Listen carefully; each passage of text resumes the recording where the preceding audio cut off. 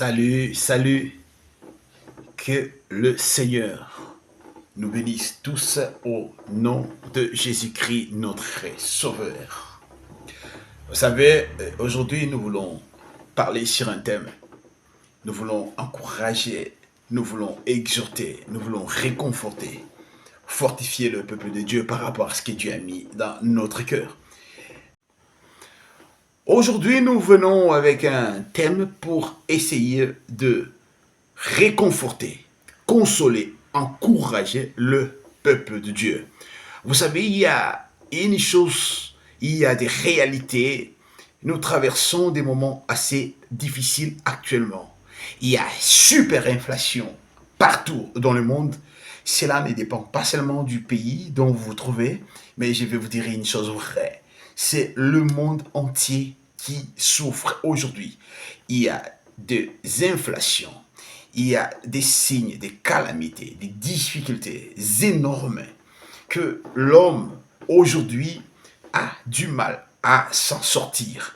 Et cependant que nous parlons de ces faits, de ces réalités tout à fait naturelles, il y a aussi des réalités spirituelles qui font à ce que le peuple de Dieu, au lieu d'être concentré, focalisé, tourner ses pensées vers son Créateur, le peuple de Dieu est en train de penser à des réalités accablantes, à des difficultés qu'il traverse, et pour enfin commencer à penser, mais comment cela est venu?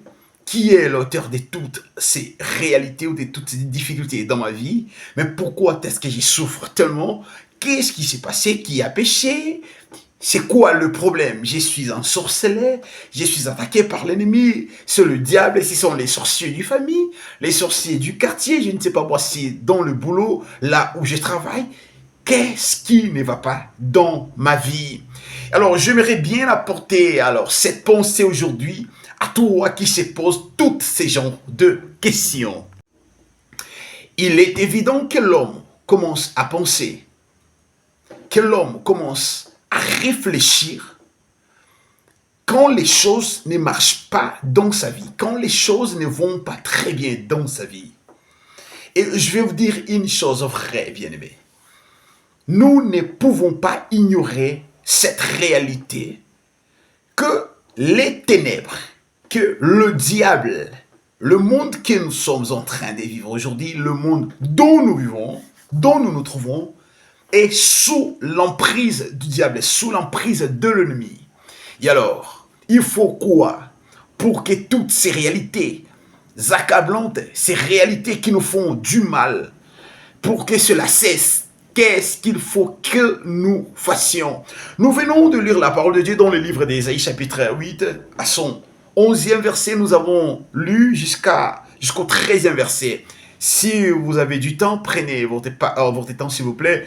Lisez le livre d'Ésaïe chapitre 8. Je vous assure que vous en serez vraiment bénis. Dans ces livres, dans ces chapitres, le chapitre 8 du livre d'Ésaïe nous dit ceci, dans le verset 11, nous commençons, la Bible dit ceci: ainsi m'a parlé l'Éternel quand sa main me saisit. Vous allez comprendre une chose, il y a une nuance dans cette phrase. Ainsi m'a parlé l'Éternel quand sa main me saisit. C'est-à-dire, quand la main de l'Éternel saisit la personne, c'est-à-dire l'homme reçoit quelque chose de la part de Dieu. Je vais continuer pour expliquer. Vous savez, j'aime tellement cette règle d'or. La règle d'or, quand vous voulez bien expliquer la pensée de Dieu, il faut toujours alors, se rappeler de cette règle d'or. La règle d'or dit ceci: texte hors contexte est un prétexte. Et alors, nous voulons expliquer cette pensée selon le contexte. C'est bon? Et alors voilà, nous allons continuer s'il vous plaît. On dit, ainsi m'a parlé l'Éternel, quand sa main me saisit, et qu'il m'avertit de ne pas marcher dans la voie de ce peuple. C'est-à-dire quoi? Quand la main de l'Éternel Mais saisis toi qui me suis. La première des choses, l'Éternel vient pour avertir d'abord de ne pas marcher selon la voie de tout le monde, d'emboîter le pas de tout le monde, de faire les choses comme tout le monde les font. Non, non. Nous sommes appelés à comprendre cette réalité. Quand la main de l'Éternel saisit une personne, d'abord l'homme doit comprendre.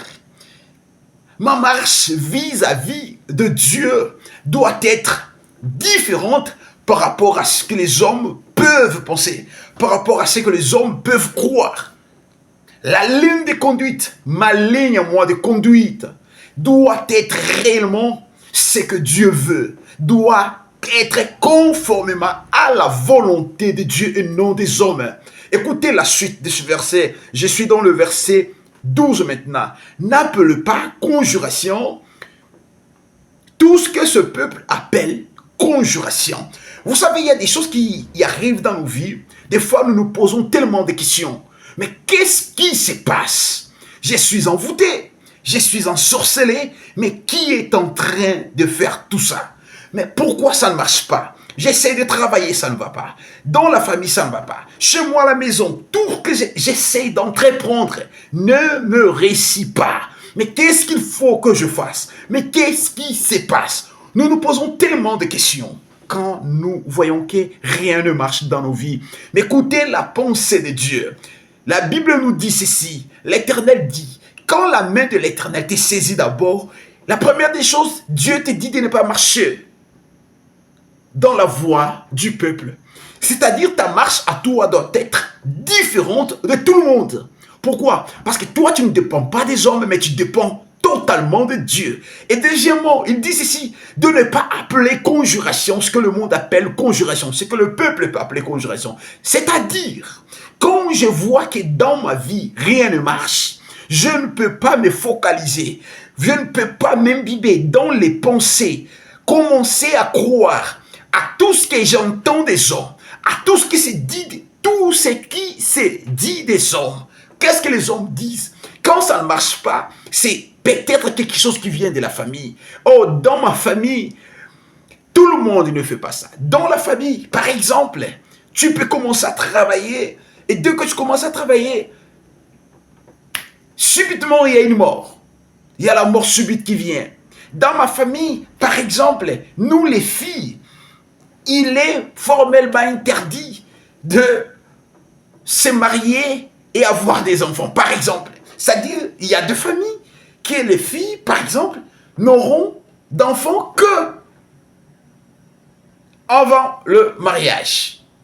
Si elles se marient, point d'enfants, elles n'auront plus d'enfants. C'est-à-dire, il y a de réalités comme ça, par exemple. On dit, par exemple, il y a une famille, vous voyez, mais dans notre famille, c'est comme s'il n'y a personne qui a déjà acheté une parcelle. Il n'y a personne qui a acheté une voiture neuve. C'est-à-dire, vous avez de réalités. Il y a des hôtels de l'ennemi, il y a des hôtels. Vous dites, réellement, cette puissance ne vient pas de Dieu. Mais comment est-ce que je me poumonne, je travaille? Mais ça ne tient pas toujours. Il y a toujours quelque chose, il y a toujours un blocage. Il y a toujours des réalités qui m'empêchent d'aller plus loin. Alors vous vous dites, ouais, c'est un complot contre moi. C'est une réalité contre la bénédiction. C'est-à-dire dans notre famille, dans ma vie, il n'y a pas de bonheur. Vous vous dites, mais ce n'est pas seulement moi. Il paraît, c'est comme si c'était toute la famille, c'est toute une lignée. Des réalités tout à fait bizarres qui font à ce que dans notre famille, il n'y ait pas bonheur. Qui font des réalités qui font à ce que dans ma vie à moi, que je ne puisse pas avoir, que je ne puisse rien voir de bien, qu'il n'y ait pas bonheur dans ma vie. Et vous vous posez tant de questions. La Bible dit ceci, l'Éternel te recommande aujourd'hui que tu retiennes ceci. Tu ne peux pas appeler conjuration, tu ne peux pas appeler complot, ce que le monde appelle complot.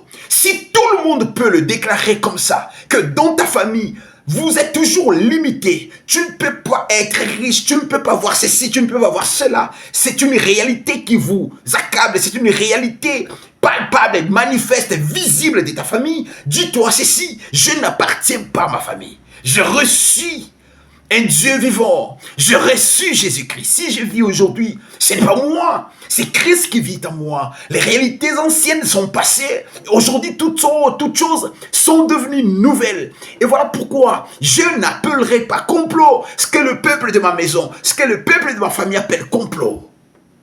Je suis différent de ce que les hommes peuvent penser ou ce que les hommes peuvent croire. Ma vie ne dépend pas des hommes. Je ne suis pas l'expression des hommes. Je ne suis pas l'expression de ma famille. Je ne suis pas l'expression de mes amis. Mais je suis réellement l'expression de Dieu. Je suis ce que Dieu dit que je suis. Je n'appellerai pas complot ce que le monde appelle complot. Complotez contre moi tel que vous le voulez, tel que vous le pensez. Conspirez contre moi. Faites tout. Réunissez-vous contre moi. Le dernier mot viendra de celui qui m'a appelé. Je me laisserai guider, gouverner, être gouverné par Dieu. N'appelez pas conjuration ce que le peuple appelle conjuration. N'appelez pas complot ce que le monde appelle complot. Ah, je pense qu'ils ont comploté contre ma maison. Ils ont comploté contre ma famille. Tous les sorciers de la famille se sont réunis et ils ont comploté contre moi pour me faire du mal, pour que je ne vois pas le bonheur dans ma vie. Frère, écoute-moi. Tu ne dépends pas des sorciers, mais tu dépends de celui qui t'a appelé. Mais il y a une chose vraie. Tu dois commencer d'abord à te laisser être gouverné par Dieu. Être saisi par la main puissante de Dieu. Oh, j'aime la parole de Dieu. N'appelez pas complot ce que le monde appelle complot. Mais la main de l'Éternel t'est saisie aujourd'hui pour t'avertir. Et que toi, tu ne dépends pas de ta famille. Tu ne dépends pas du boulot que tu fais, de ton entreprise. Mais toi, tu dépends de celui qui t'a appelé. C'est lui qui t'a créé. Le Dieu d'Abraham, le Dieu d'Isaac, le Dieu de Jacob, le Dieu de la Bible. Le Dieu là qui appelle les choses qui ne sont pas comme si elles étaient. Le Dieu qui amène à l'existence ce qui n'existait pas. L'impossible. Ah, la possibilité divine. L'impossible des hommes. Ce que l'homme peut dire, c'est impossible. L'impossibilité des hommes est ramenée à la possibilité de Dieu. N'appelez pas conjuration ce que le monde appelle conjuration. Ne craignez pas ce qu'il craint. Et ne soyez pas effrayés. Même quand ça ne va pas, même quand ça ne marche pas dans ta vie, dis-toi ceci, je ne dépends pas des hommes, mais je dépends de Dieu. Ne sois pas effrayé, frère, toi qui as l'opportunité d'accompagner ce message. Ne sois pas effrayé. Tu dois plutôt, tu dois craindre Dieu. Je lis le verset 13. C'est l'Éternel des armées que vous devez sanctifier. C'est lui que vous devez craindre et redouter. Il est redoutable, notre Dieu. Il n'y a personne, alors je dis, personne qui peut se mettre contre ton Dieu. Le Dieu de la Bible. Le Dieu qui a créé toutes choses. Le Dieu qui a créé le ciel et la terre. Les choses visibles et invisibles. C'est ton Dieu. C'est-à-dire, toi, tu n'as qu'à révérer ces dieux. Tu dois redouter ces dieux. Craindre Dieu. Laisse-toi dans la main de Dieu. Laisse-toi être gouverné par Christ, par sa parole. La parole de Dieu est une lampe à nos pieds et une lumière sur nos sentiers. Oh, j'aime tellement la parole de Dieu. Psaume 119, verset 111. Psaume 119, verset 111. Qu'est-ce que la Bible me dit? Laissez-moi lire ces versets, s'il vous plaît. Psaume 119, à son 111e verset. Laissez-moi lire la parole de Dieu, s'il vous plaît. Psaume 119, verset 111. Qu'est-ce que la Bible dit? Ces versets me viennent comme ça. Tes préceptes sont pour toujours mon héritage, car ils sont la joie de mon cœur. Ouais, tu as un héritage. Ton héritage, c'est dans les préceptes de Dieu. Ton héritage à toi. Et que tu sois une personne qui se conforme à tout ce qui est écrit, afin que l'homme, afin que l'humanité, afin que ta famille ne puisse pas détruire ce que Dieu a mis en toi. Tu as quelque chose de bien, tu as quelque chose de valeur en toi, de coûteux. Mais il te faut simplement te laisser guider par Dieu. L'Éternel est tellement bon.